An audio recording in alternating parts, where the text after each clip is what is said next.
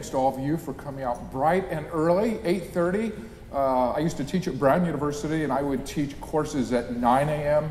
And of course, I knew the most important task that I had was just waking the students up, because for me, that was a mid-morning break because I get up at 5 a.m.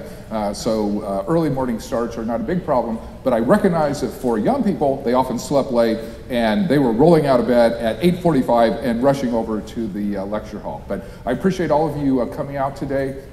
I know this is one of the premier marketing conferences. And marketing is very important because it's important for all of us to figure out how to tell our stories and how to present our ideas. So I've been studying marketing and advertising for many years. First at Brown University, where I taught for 26 years, and then the last 11 years I've been at the Brookings Institution, which is a research organization located in Washington, D.C.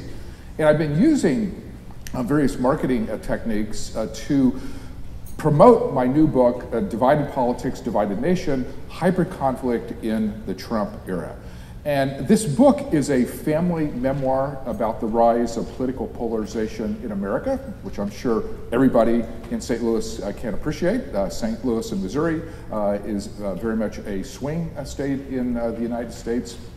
And my background is unique for this book in the sense that I grew up on a dairy farm in rural Ohio. So I used to milk cows before I went to school. It was a very conservative community, both in terms of politics and religion. But then, somehow, through a fluke of luck, I ended up getting my PhD in political science and teaching at Brown University, which is a great university, but also very liberal. So I've lived among both liberal and conservative tribes. My immediate family is a microcosm of the divisions in America, in the sense that my two sisters stayed in the rural community where I grew up. They married local farmers. They are Christians who love President Trump. My brother and I are a little more liberal, and let's just say we're not such big fans of President Trump. So I do have to say, family reunions always are very interesting. I know some of you have Thanksgiving dinners, and you know there's always this crazy uncle who somehow disrupts the conversation or asks provocative questions that ends up getting everybody angry. Well, in my family, I'm that crazy uncle. And so in the marketing world, you know, you have to figure out how to tell your story. And so what I wanted to do in my book was basically combine the family angle and the personal angle with the national story about polarization in America over the last 40 years, basically from Ronald Reagan now to Donald Trump. I found that people really like the family angle. Since the book came out, I've been getting many letters and emails from people, and they say, we loved reading about your family, now let me tell you about my family. And they go on and talk about all the crazy things that take place in their own families.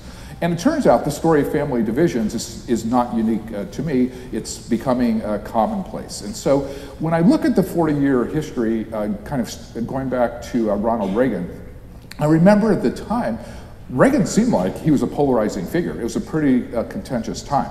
But of course, now with the benefit of 40 years of hindsight, that era looks a lot more mild than it did when I was living through it, because it was the world before social media, before the internet, before all of the digital tools that keep us in touch, but sometimes divide people and make polarization a lot worse. My family were big supporters of President Reagan. My father is a dairy farmer, always complained about government regulation and high taxes, so he liked Reagan's emphasis on that. But my students at Brown University hated Reagan. Like, they thought he was Darth Vader, like he was evil, that he was doing all of these terrible things. And then we move into the Clinton years, and there the conflict started to change in the sense that it became more personal. We saw the term, the politics of personal destruction, start to emerge. And there was a prominent book by James Stewart about the Clinton years entitled Bloodsport, that kind of summarized how politics had become very personal. And of course, Clinton did not help his case when he ended up having an affair with Monica Lewinsky. And I remember My family in Ohio was very upset about that. My sisters would send me emails, which then were kind of the new communications tool of the time, complaining about all the jokes on late night television and how embarrassing this was for the nation. Then we start to move into the Bush era, and the new digital tools are starting to kick in at that point. The internet had been put in place during the Clinton era, but really started to take off during the Bush time. And my relatives would send me liberal and conservative memes, kind of making fun of the other side. So it was an interesting time period. But I remember one Christmas dinner where the topic at that time was the torture of Iraqi prisoners of war. And it's a very divisive and contentious topic in American politics at that time. And some of my relatives were actually supporting the U.S. use of torture on those Iraqi prisoners of war.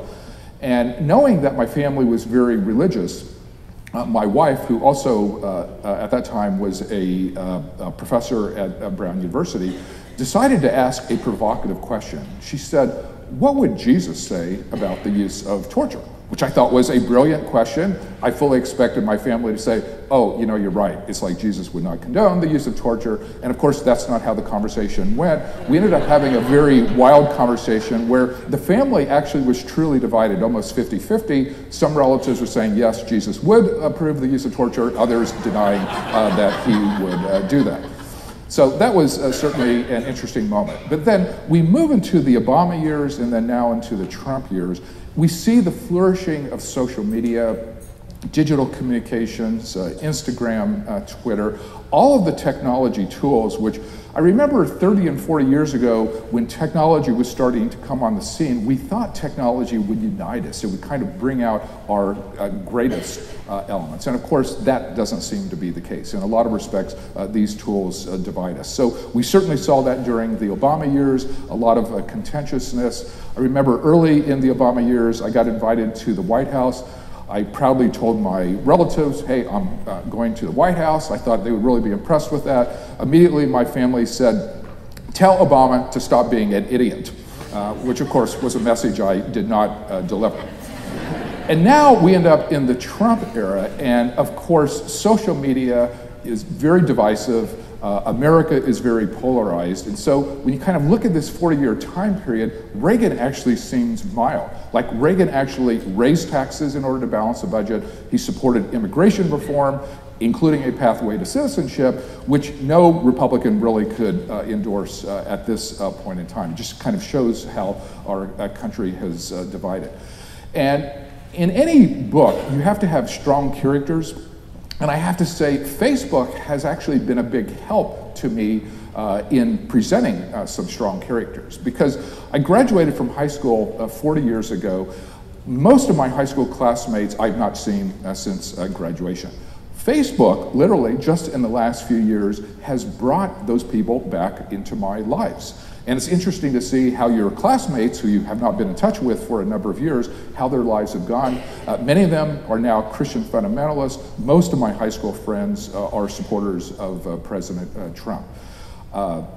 And so Facebook, I incorporate those types of perspectives in the book, along with the conversations that I've had with my family members. And in 2018, right before President Trump was presenting his State of the Union address, I decided to use Facebook to ask the following question. Has Trump made America great again? Now, you can imagine the response that I got, because my life is filled with liberal, moderate, and conservative friends. You know, my relatives, my friends from high school, much more conservative. My friends, former students at Brown, very liberal. And it was a free-for-all on my Facebook page for several days. I got more than 150 responses, many of which I incorporated in the book. Predictable responses from liberals and conservatives. But I have to say my favorite response was from one of my conservative high school friends who, after reading the liberal protestations about President Trump, and yeah, he talks big, but he definitely has not made America great again, he just had one simple bit of advice for me. He said, Daryl, I think you need some new friends. But I want to close on a note about technology, because there certainly are many ways that technology divides us, encourages extremism, breeds intolerance, and has definitely contributed to the polarization that we see today. But there are some ways in which technology may actually be helpful in trying to bring the country back together.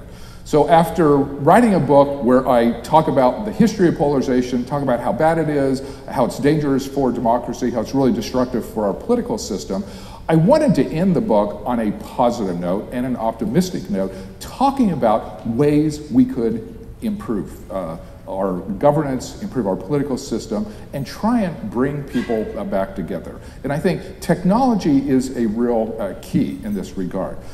So for example, the way that I use technology is to try and diversify my information sources. I mean, living in DC, which is a town where Hillary Clinton in 2016 got 92% of the vote.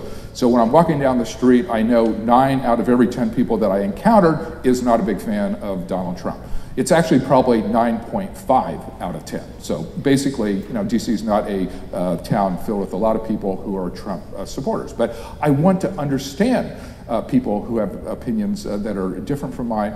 I want to understand people who are supporting President Trump to see, what is their discontent? Why are they unhappy, and why are they supporting this individual? So in my personal use of technology, I try and diversify my information sources by getting information from liberal, moderate, and conservative sites. I watch Fox News from time to time to understand their perspective. I love to listen to more conservative stations just to help me understand things. And I've always thought that coming from the Midwest was a big plus for me as a political analyst, just because so many of my friends on the East Coast have not had that experience.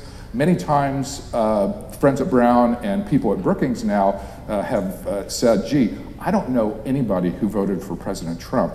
And I tell them, I know hundreds of people who voted for him. And I feel like it has helped me understand trends in America, what's going on in the United States, the current era of political polarization, in talking and getting information from a wide range of sources. So I certainly encourage you in your search for information to try and diversify your sources of information, because most people are living in an echo chamber where we all seek out information that reaffirms our existing views.